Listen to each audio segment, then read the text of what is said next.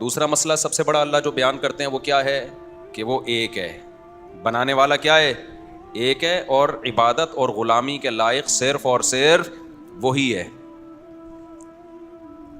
یہاں بھی گڑبڑ کرتے ہیں لوگ, کچھ لوگ تو اللہ کے سوا چیزوں کو پوجنا, قبروں سے مانگنا, قبروں کو سجدے کرنا, بتوں کو پوجنا, اور عیسائیوں نے حضرت عیسیٰ علیہ السلام کو اللہ کا بیٹا کہہ دیا. مختلف طریقوں سے سوسائٹی میں شرک ہے. میری چند دن پہلے کسی سے ملاقات ہوئی, انہوں نے کہا کہ سنا ہے آپ کو خلافت مل گئی, اجازت بیعت مل گئی. میں نے کہا میں نے بھی ایسے ہی سنا ہے. تو کہنے لگے کہ یہ جو شیخ ہوتا ہے نا, اس کو مرید کے بارے میں پتہ ہوتا ہے سب کچھ. جو پیر و مرشد ہوتا ہے یہ دیکھتا ہے, اللہ نے کچھ ان کو کچھ ایک الگ سے کوئی صلاحیت دی ہوتی ہے, تو کچھ چیزیں ان کو پتہ چل جاتی ہیں کہ یہ کتنا پہنچا ہوا ہے, اس بیس پہ خلافت دیتے ہیں یہ. میں نے کہا ایسا کچھ نہیں ہے میرے بھائی. کوئی بھی بزرگ جو ہے نا, جو اجازت بیعت یا خلافت, یہ اس کا کانسیپٹ کیا ہوتا ہے خوب سمجھ لو. کسی کا علم بھی اللہ کی طرح کامل بولو نہیں ہے.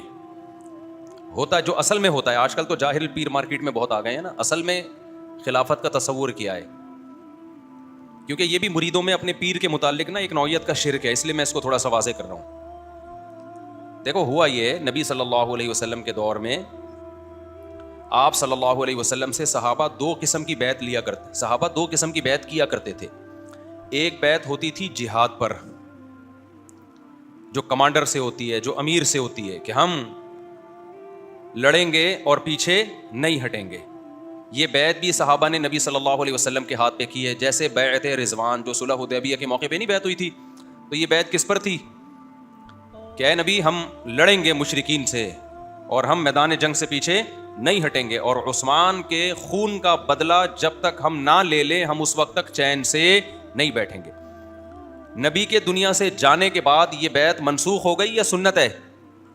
اس کے بعد بھی سنت ہے. جو بھی کمانڈر ہوگا اس کے ہاتھ پہ آپ بیعت ہو سکتے ہیں, یا زبانی قول و اقرار کرنا یہ بھی بیعت ہے.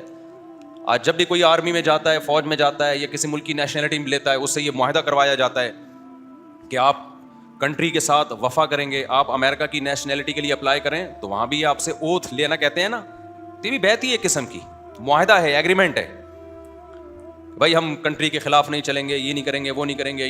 یو کے کی نیشنلٹی جب آپ لیتے ہیں تو وہاں بھی وہ آپ سے حلف اٹھواتے ہیں. جب کوئی وزیر اعظم بنتا ہے تو اس سے حلف اٹھوایا جاتا ہے. تو یہ قدیم یہ کہاں سے چلا ہے؟ رسول اللہ صلی اللہ علیہ وسلم سے. نبی صلی اللہ علیہ وسلم صحابہ سے جہاد پر بیعت لیا کرتے تھے. پھر یہ بیعت چلی خلیفہ, جو خلیفہ ہوتا تھا اس کے ہاتھ میں لوگ بیعت کرتے. نبی کے دنیا سے جانے کے بعد خلافت کی بیعت جو لی گئی ہے وہ حضرت ابو بکر سے کے ہاتھ پہ لوگوں نے کی بیعت. ایسا ہی ہے نا بھائی, ہم آپ کو امیر مانتے ہیں, ہاتھ بڑھائیے, بیعت ہونا شروع ہو گئے. بیعت کا مطلب کیا ہے؟ اب حکومت کس کی ہے؟ آپ کی. آپ جو آرڈر دیں گے ہم اس کو پورا کریں گے, آپ کے خلاف تلوار نہیں اٹھائیں گے. یہ بیعت کہلاتی ہے خلافت کی بیعت. خلافت سے مراد حکومت والی خلافت. سمجھتے ہو کہ نہیں سمجھتے کہ ہم نے آپ کو فالو کرنا ہے, انتظامی امور میں آپ کی ہم اطاعت کریں گے. نبی نے ایک دوسری بیعت بھی لی ہے, وہ تھی روحانیت کی بیعت. وہ بیعت کیا تھی؟ صحابہ کرام آپ کے ہاتھ پہ بیعت کیا کرتے تھے کہ ہم گناہوں سے بچیں گے. یہ ہم آپ کے ہاتھ پہ بیعت کرتے ہیں, ہم شرک سے بچیں گے, گناہوں سے بچیں گے. یہ خلافت کی بیعت نہیں ہے, یہ اعمال کی بیعت ہے.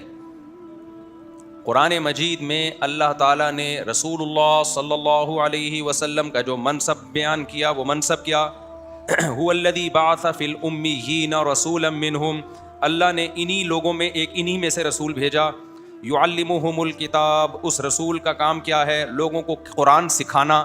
اس سے پتہ چلا قرآن اخفل طریقے سے سمجھ میں نہیں آئے گا. قرآن حالانکہ عربی میں تھا اور نبی بھی, صحابہ بھی عربی جانتے تھے, انہی کی زبان میں نازل ہوا.